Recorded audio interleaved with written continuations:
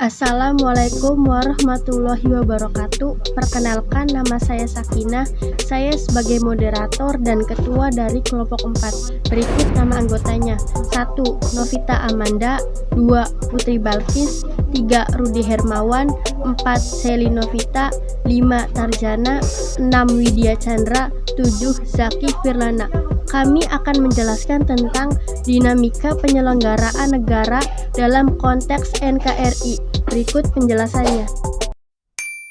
Proses penyelenggaraan negara dalam konteks Negara Kesatuan Republik Indonesia.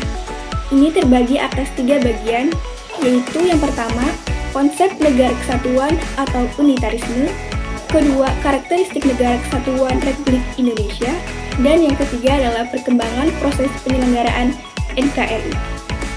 Yang pertama adalah negara kesatuan atau unitarisme.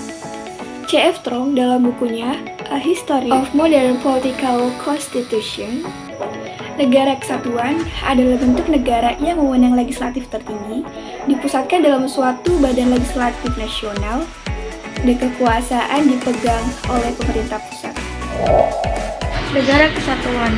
Dalam negara kesatuan hanya ada satu konstitusi, satu kepala negara, satu dewan menteri atau kabinet, dan satu parlemen. Demikian pula dengan pemerintah, yaitu pemerintah pusatlah yang memegang wewenang tertinggi dalam segala aspek pemerintahan. Sistem negara kesatuan. Sistem negara kesatuan dibagi menjadi 2. 1. Sentralisasi. Semua diatur dan diurus oleh pemerintah pusat, sedangkan daerah hanya menjalankan perintah-perintah dan peraturan-peraturan dari pemerintah pusat. 2. Desentralisasi. Daerah diberi kekuasaan untuk mengatur tangannya sendiri, atau yang biasa disebut sebagai otonomi, untuk menampung aspirasi rakyat di daerah. Terdapat parlemen daerah. Meskipun demikian, pemerintah pusat tetap memegang kekuasaan tertinggi. 2. Karakteristik Negara Kesatuan Republik Indonesia. Pembentukan negara kesatuan bertujuan untuk menyatukan seluruh wilayah Nusantara agar menjadi negara yang besar dan kokoh dengan kekuasaan negara yang bersifat sentralistik.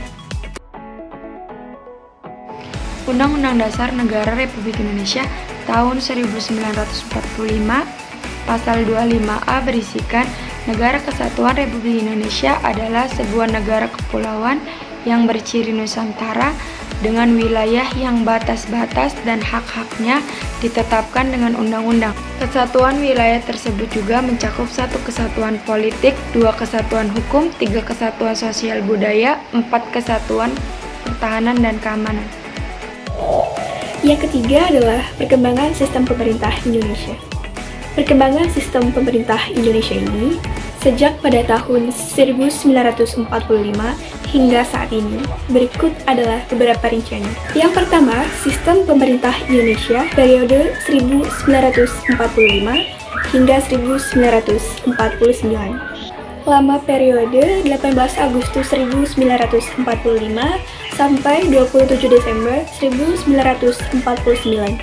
Bentuk negara kesatuan, bentuk pemerintah republik, sistem pemerintahan presidensial, dan konstitusinya adalah Undang-Undang Dasar 1945. Yang kedua, sistem periode 1949 sampai 1950. Lama periode 27 Desember sampai 15 Agustus 1950. Bentuk negara serikat atau federasi, bentuk pemerintahan republik, sistem pemerintahan parlementer semu, dan konstitusinya adalah konstitusi RIS. 3. Sistem pemerintahan periode 1950 sampai 1959. Lama periode 15 Agustus 1950 sampai 5 Juni 1959. Bentuk negara kesatuan, bentuk pemerintahan republik, sistem pemerintahan parlementer, konstitusi undang-undang sementara 1950. 4. Sistem pemerintahan periode 1959 sampai 1966. Lama periode 15 Juli 1959 sampai 5 Februari 1966. Bentuk negara kesatuan, bentuk pemerintahan republik, sistem pemerintahan presidensial, konstitusi undang-undang 1945.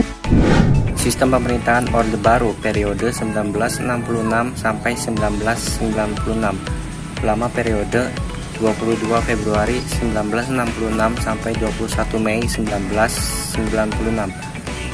Bentuk negara kesatuan, bentuk pemerintahan republik, sistem pemerintahan presidental, konstitusi, Undang-Undang Dasar 1945. Pemerintahan reformasi periode 1998 sampai sekarang. Lama periode 21 Mei 1998 sampai sekarang.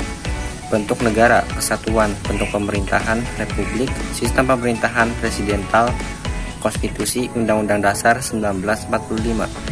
Sekian dari kelompok kami, kurang lebihnya mohon dimaafkan. Wassalamualaikum warahmatullahi wabarakatuh.